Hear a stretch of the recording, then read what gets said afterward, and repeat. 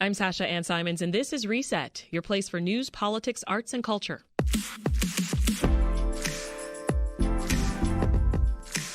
Sports writer and cultural commentator Jemele Hill made headlines back in 2017 when she tweeted that former President Donald Trump was a, quote, white supremacist and has surrounded himself with other white supremacists. The tweet made Hill a target for Trump and his followers, but also became the subject of controversy at ESPN, where Hill was a show host. In her new memoir, Uphill, Jemele Hill details that period of her life and her decision to leave the network. The book also traces her childhood in Detroit, tumultuous family ties, and how she found refuge in writing and journalism. She's a writer for The Atlantic and the host of the podcast Jemele Hill is Unbothered. Jemele, you begin your memoir with the subject of therapy. You tease that you, quote, started going to therapy on a dare. Tell us about your thoughts on therapy before you started it yourself and what your feelings are about it now. Well, I actually have very positive thoughts on therapy because there were a number of my friends who were, undergoing therapy, and they all had really positive experiences. They all talked about how much it really helped them. And then, I always thought that it was something where I was impressed with the fact that, in our community, as in the Black community in particular, like it really has changed in terms of the conversation. So now I think people feel much more open about it. Yeah. And so, I didn't have any stigmas that I felt about going to therapy. Yeah. I haven't written a book, Jemele, or I certainly haven't written a memoir, but I know that the process involves a lot of conversations, right? A lot of conversations with people in your life. And you talked extensively with your mom, who you haven't always had the greatest relationship with because of her drug addiction. Do you feel in some ways that you've only just learned your mother's story? In some ways, yes. I mean, I knew a lot about it because my mother was very open about some of her problems, and I also had to live through it. So I experienced it right alongside with her. So I was not really a spectator. I had to navigate around the abuse. So there were definitely experiences I could speak to personally, which I wrote about in the memoir. But I think the things that I didn't know, and maybe even have more insight into some of the decisions she made, and for that matter, why she was self-medicating. I think those were things that I kind of learned years ago, but I think as we've had more conversations, and especially for this memoir, that they're even more, it just brings it more into focus for me. Speaking of learning, what did you learn about forgiveness from this process? Well, I think for you to forgive somebody, one, they have to be accountable and acknowledge their mistakes. And the thing about my mother, she's always done that. Yeah. So I think it made the forgiveness much easier. And I forgave her years ago. And I think now, even as there's some things, not obviously having to do with any drug substances, there's some things I think psychologically she still struggles with. And it allows me to give her grace, or even more grace in those moments, because I know so much more about her complete story. Yeah. Well, her story involves a difficult relationship with her mother, your grandmother, because your mother experienced sexual abuse from her uncle, your grandmother's brother. So I'm curious your thoughts then on generational trauma and whether that was sort of front of mind as you wrote this book.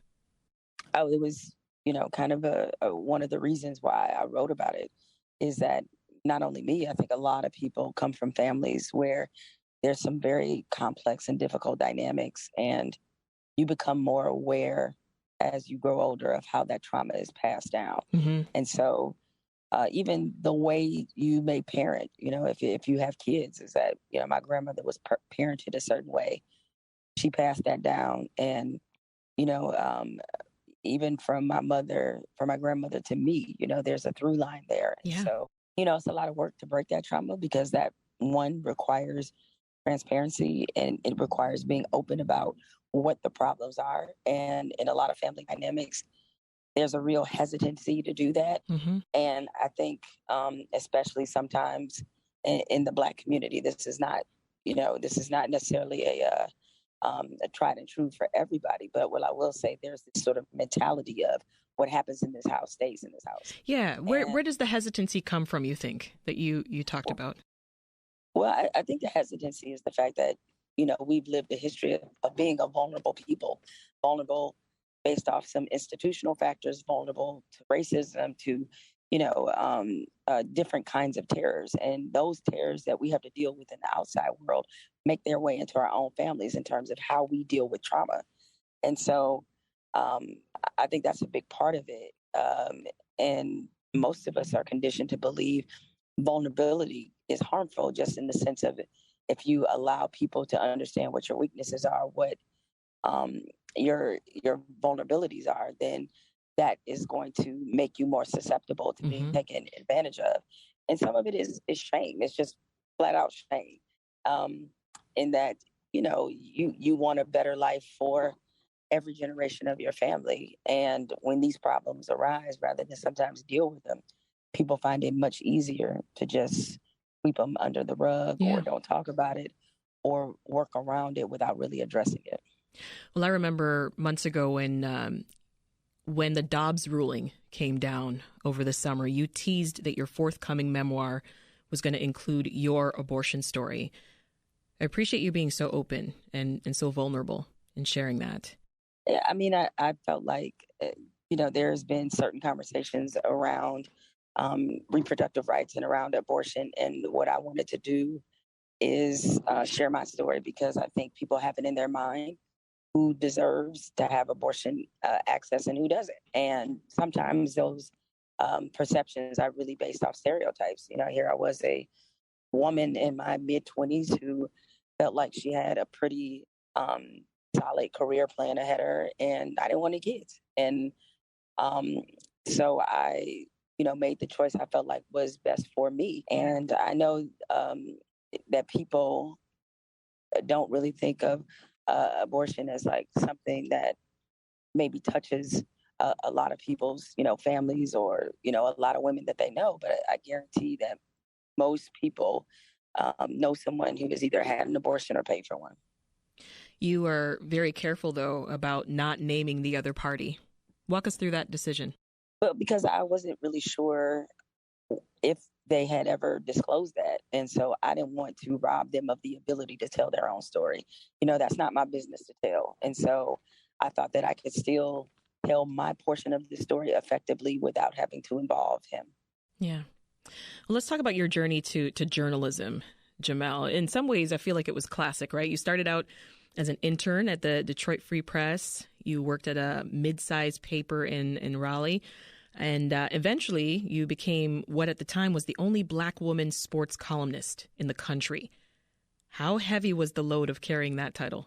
It's pretty heavy because it's just hard to avoid feeling as if, one, understanding the scrutiny you're under, because I was the only Black female sports columnist in the country and at a daily newspaper. And then the other part of it is knowing that, and unfortunately this is still the case, and I don't think it's just something that's germane to the newspaper industry, but whenever you're the first, the only one of those sort of solid, like really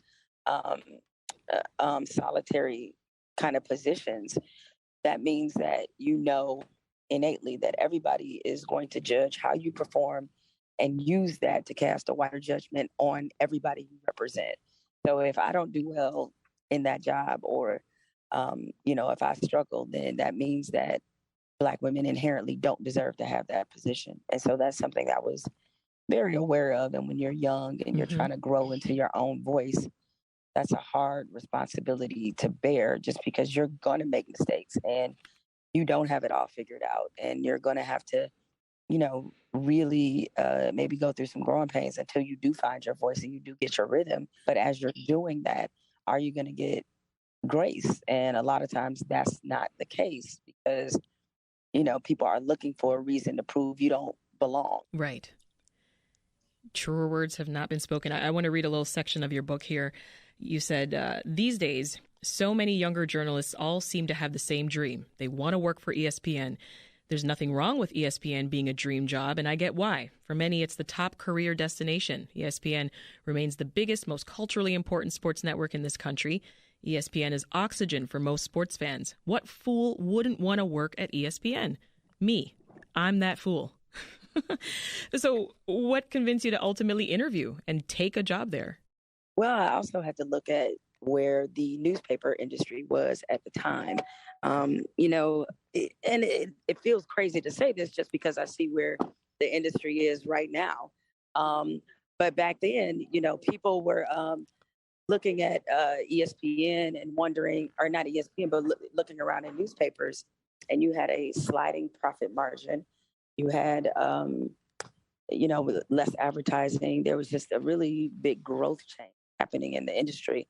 And so I looked at ESPN as an opportunity because, they were growing, they were investing. This is a behemoth of a television network. Right. They had money to spend. So it wasn't really about the prestige of being at ESPN. It was more or less about, from a career standpoint, it just made way too much sense. You've got a distinctive voice in your writing, in your TV work, in your podcasting. But as a Black woman myself, I do know that that's not always welcomed. It's a lot of what you just touched on a moment ago. How did you originally discover that voice, though, Jemele? And what is it what gives you the courage to fight to keep that voice, especially at a large network like ESPN? Well, I think initially I had a bit of a misperception. I thought, I thought that voice is just something that just came to you one day, almost like you were zapped by lightning. But that's not really the way it works. And what happens is, as you get more confident, and journalism very much is about reps. The more you do it, the better you get at it. So because it's like that, that means that through lived experience, through confidence, through all those things, you begin to find what it is inside of you that you feel like other people need to hear. And so for me, it was an evolution of voice. And, by the time I got to ESPN, I was a little more comfortable in terms of how I shared my opinion.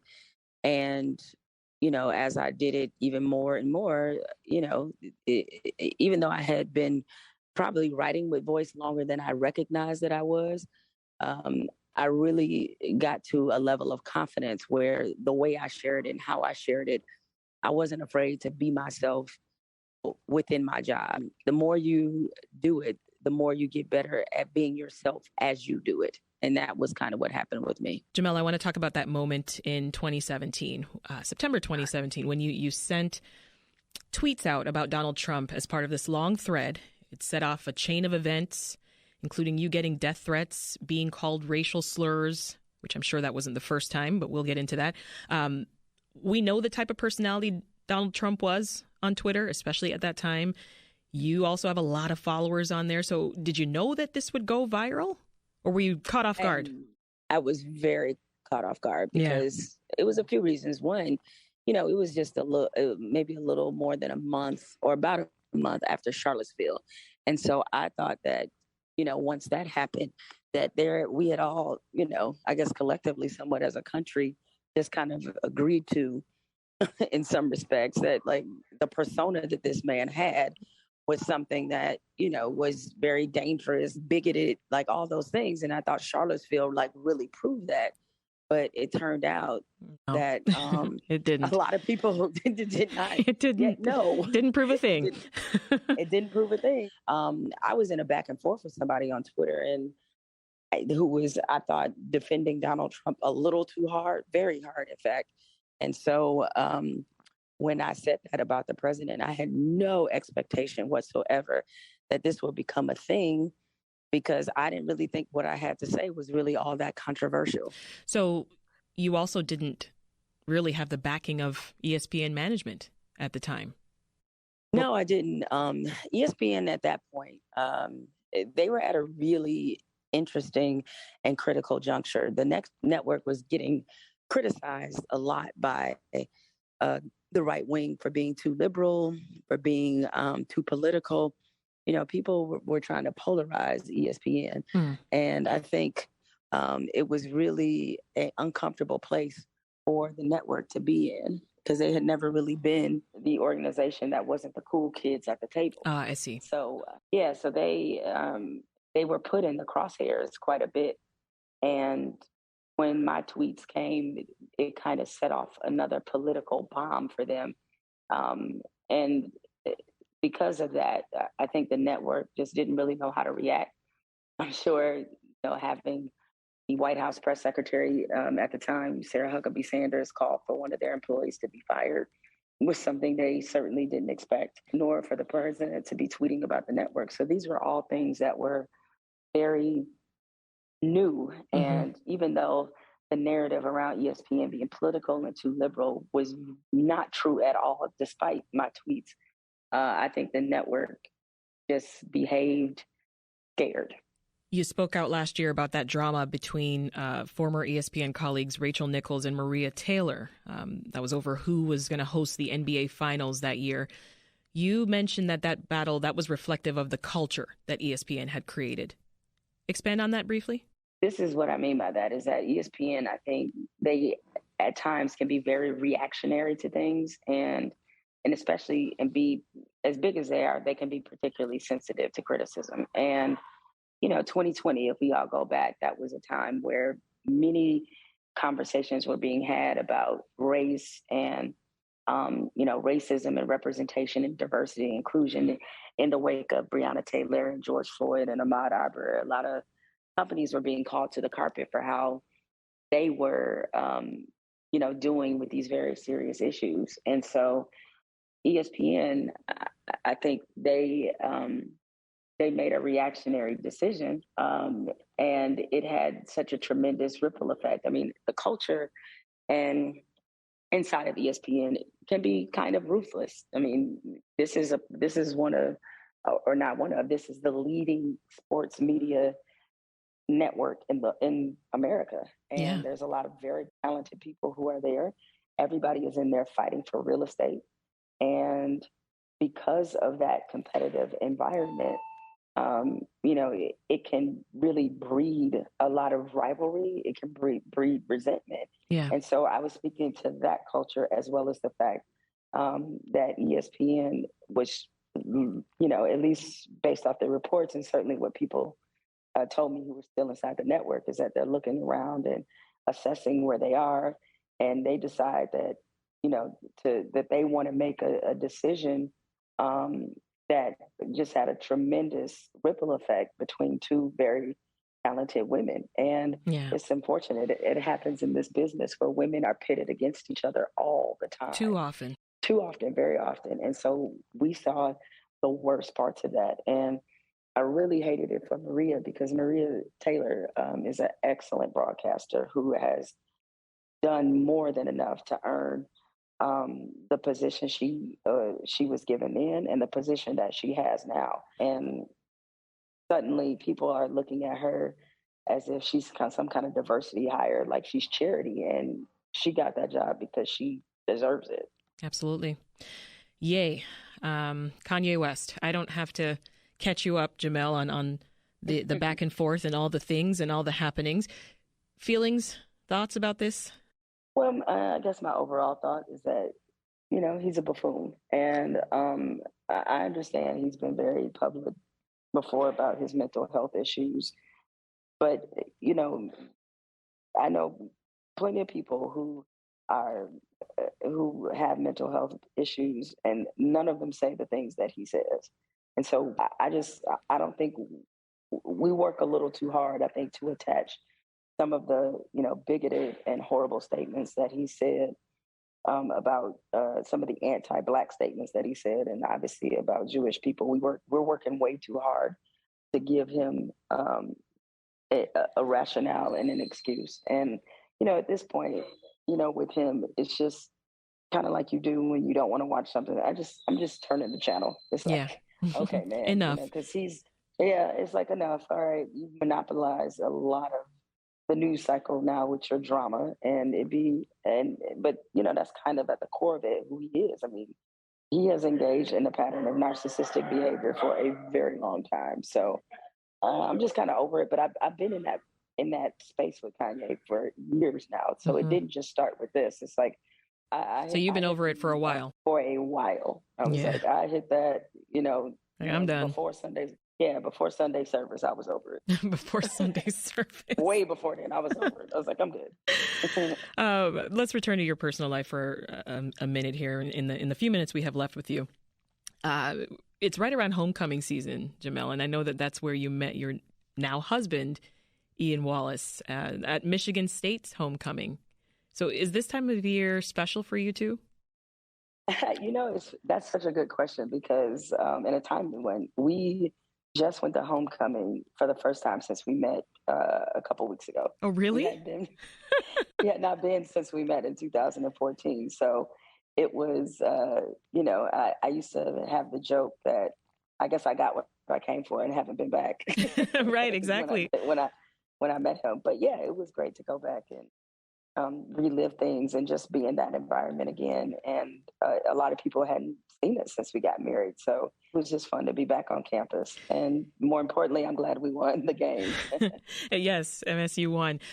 You're inspiring too. You got married for the first time in your 40s, Jemele. Mm-hmm. Why do you think waiting longer to get married has become the norm now? I think, it's about station in life. And I mean that both from mentally and physically, because mentally, physically, and financially, I should say. I think I got married when I was my best self. And that's not to say I didn't have more improvement to do or more growth, but I was just really stable in a lot of areas. And I met someone who was basically at the same level. We both homeowners, we both had thriving careers. And we both were willing to put in the work to make things work. And so even though when we first started dating, neither one of us came into it with the idea that we're going to be married. The fact of the matter is I guess it kind of chose us. And so soon after we're dating, I love that. More seriously, it's like, hey, you know what? This could actually work. I like you. Long term. I like you around for a long time. Yeah, exactly. Well, I'm putting together a panel of Black women to come on Reset very soon. We're going to talk about our very often complicated relationship with our hair, right? After that recent news, the study that's linking relaxers to uterine cancer. You, Jemele, you've been such a force all these years, rocking those beautiful signature braids. I know you've got like a platinum blonde going right now that I'm just loving. Mm-hmm. Why did you make that choice? I'm so curious. And what do you think about the current discourse around natural hair? I went blonde. This is a process that started in the pandemic. My braider, I give her all the credit. Maritha, shout out to Braid Your Way in Inglewood. Yes. She told me she thought a lighter color would really accentuate my features. She was like, a lighter color would be great. And tried a couple lighter colors. They all look great. And then I just progressively started getting lighter and lighter and lighter. And then I was like, I love it. Yeah, I was like, why not? Let's just go blonde and platinum. And so, I did. And I guess I've always looked at, our hair, at Black women's hair, as being something that's intensely personal for us. And also, it's in many ways how we express ourselves. And, now that we are having, so many great conversations around natural hair, just in terms of the acceptance of it has changed so much since, when I was, first in the mode of like doing my hair and getting my hair done. Like I think about what the conversations looked like then, where everybody, treated you like a leper if you didn't have a relaxer versus right now. And it's markedly different. I mean, I never would have thought, like, I haven't had a relaxer in probably 12 years. Yeah, I was like, I never would have ever guessed when I first started getting relaxers and straightening my hair. I never would have guessed that was coming. But I think now that, you have things like the Crown Act, and like there just seems to be a collective community protectiveness around our hair. Great book, Jemele. Jemele Hill, writer for The Atlantic and host of the podcast Jemele Hill is Unbothered. The new memoir is called Uphill, and it's out right now. You won't be disappointed. Thank you so much, Jemele. Thank you. Appreciate the conversation. This episode of Reset was produced by me and Andrew Merriweather, and it was mixed by Ethan Schwab. If you want more interviews with fascinating people in Chicago and beyond, consider subscribing to our podcast. And when you do, give us a rating. It helps more listeners find us and shows you support the work we do. That's all for Reset. I'm Sasha Ann Simons. We'll see you tomorrow.